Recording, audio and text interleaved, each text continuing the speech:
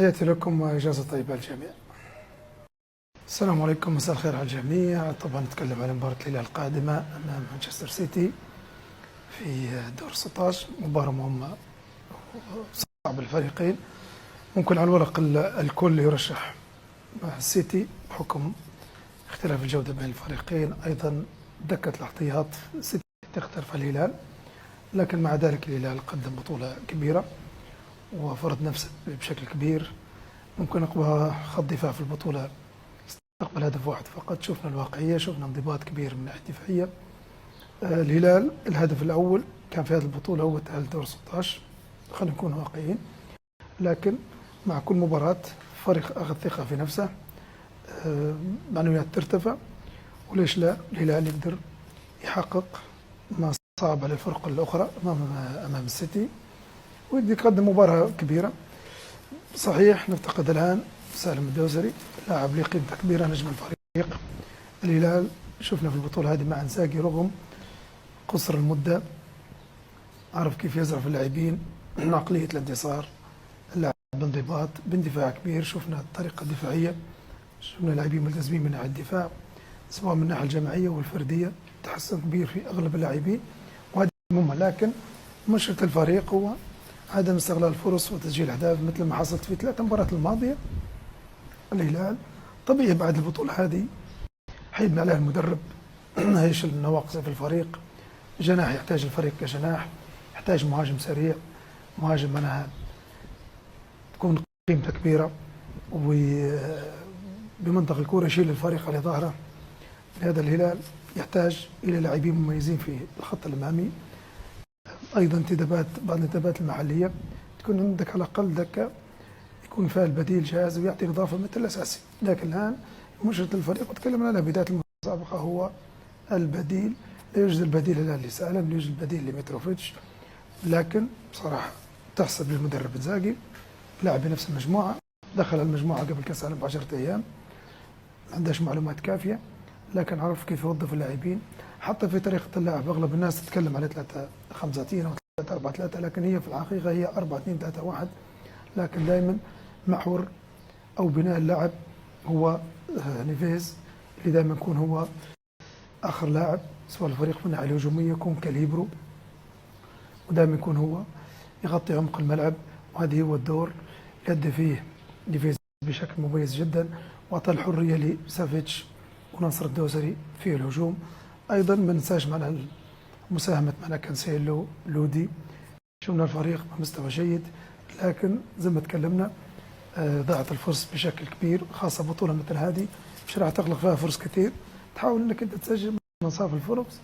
والان غياب سالم صراحة أثر بشكل كبير، لكن الفريق راح يقدم مباراة كبيرة ضد السيتي ويلعب بطريقة منها واقعية. السيتي مثل ما عنده نقاط قوة عنده نقاط ضعف يحاول يستغلها المدرب انزاغي. شفنا السيتي ممكن هجوميا خط الوسط فريق كبير جدا صعب، لكن دائما عنده ثغرات، فريق متى يضغط دائما عنده مساحات في الخلف، نحاول نستغلها في الهجمات، نحاولوا نستغلوا المساحات في دفاعات في منطقة في نص ملعب السيتي، وهذا مهم جدا. اكيد ممكن مش حتكون مثلا فرص كثيرة في المباراة، لكن تحاول انك انت تستغل المساحات، تستغل سرعة لودي، تستغل سرعة كانسيلو، تكلم على مالكم. ليوناردو بصراحة ليس بالمهاجم السريع، لكن انت بتحاول تلعب بالامكانيات الموجوده عندك، تحاول تستغل كل فرصه تجيك في المباراه. نتكلم الان عن التشكيل. ممكن في ناس يفضلوا انه يكون ناصر الدوسري يكون كجناح بدل سالم الدوسري، وكان يكون في وسط الملعب. انا بالعكس نحافظ على نفس التركيبه، بالعكس انا كانسيلو نحاول يكون، لان كانسيلو لاعب في الجهه اليسرى معنا في دوريات كثيره سواء مع السيتي مع جوارديولا ولعب مع أليجري في اليوفي، لعب جناح ايسر ولعب ظهير ايسر.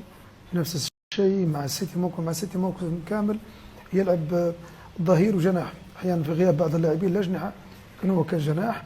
طبعا كانسيلو بصراحه عنده الامكانيات الفنيه في التمرير من خارج القدم باليسار، دخول العمق، يعطيك الزياده، لاعب عنده التكنيك، عنده المهاره الكبيره في التسديد في التمرير. اعتقد خيار كانسيلو خلفه لودي كانسيلو دفاعيا خاصة من الناحية الفردية مش مدافع لي، معناها المدافع القوي واحد ضد واحد. جماعيا الآن مع انزاغي تحسن بشكل كبير، لكن الحفاظ على الجانب الدفاعي يكون أمام لودي يكون جانب دفاعي أكثر، وكانسيلو بحرية هو في اللعب مع الناحية الهجومية. من الناحية الثانية اليامي يكون كظهير ثابت، مالكم أكثر حرية منها في الهجوم، مع سافيتش وزيادة ناصر وليوناردو كعمق هجومي. أعتقد هي التشكيلة المثالية للفريق، فيها توازن، وتحاول أنك أنت دائما تكون المجموعة قريبة لبعض، تكون خطوط متقاربة، تعطيش مساحات للسيتي خاصة في عمق الدفاع بين الظهير والسنتر. هذه قوة السيتي، خاصة منها دوكو أو لاعب سافينيو يفتح اللاعب بعد يدخل العمق بين الظهير والسنتر، استلام الكرة، نغلب كرات مثل المفاهات داخل منطقة الجزاء، وهذا كمكمن الخطورة لتكتيك مع جوارديولا وإمكانيات هذول اللاعبين. لكن كل ما بعدت اللاعبين على الأطراف كل ما قلت الخطورة، تكون 50-50 للمدافع في العرضيات و50 للمهاجم المنافس. أنا هذا مثلا حسب اعتقادي كانسيلو يكون في الناحية اليسرى كجناح بدل غياب سالم الدوسري. ناصر نفس الشيء في وسط الملعب، نفس التشكيل. اليامي هو اللي يدخل كمدافع ثابت، يكون عنده ادوار دفاعيه اكثر. هشام مالكم يكون في الهجوم، في المسانده يكون في هجومي اكثر وحر في الهجمات المرتده اعتقد. وبالاسلوب طبعا يتغير داخل الملعب حسب طريقه المدرب كيف يلعب، حركيه اللاعبين، لكن اعتقد هذا هو التشكيل. وبعدين المدرب اكيد معناها يعرف نقاط ضعف نقاط قوه السيتي، واتمنى ان شاء الله الفريق يكون في يومه، وليش لا يحقق معناها نتيجه ممتازه. مع ذلك انا من بدايه قبل البطوله الهلال الهدف الاول والاخير هو ثالث دور 16، واكيد الفريق مش حيلعب، مش راح تكون عليه ضغوطات كبيره امام السيتي، وان شاء الله يقدم مباراه تشرف مع الكره العربيه والكره السعوديه. ابعدت اللاعبين على الاطراف كل ما قلت الخطوره، تكون 50-50 للمدافع في العرضيات و50 للمهاجم المنافس.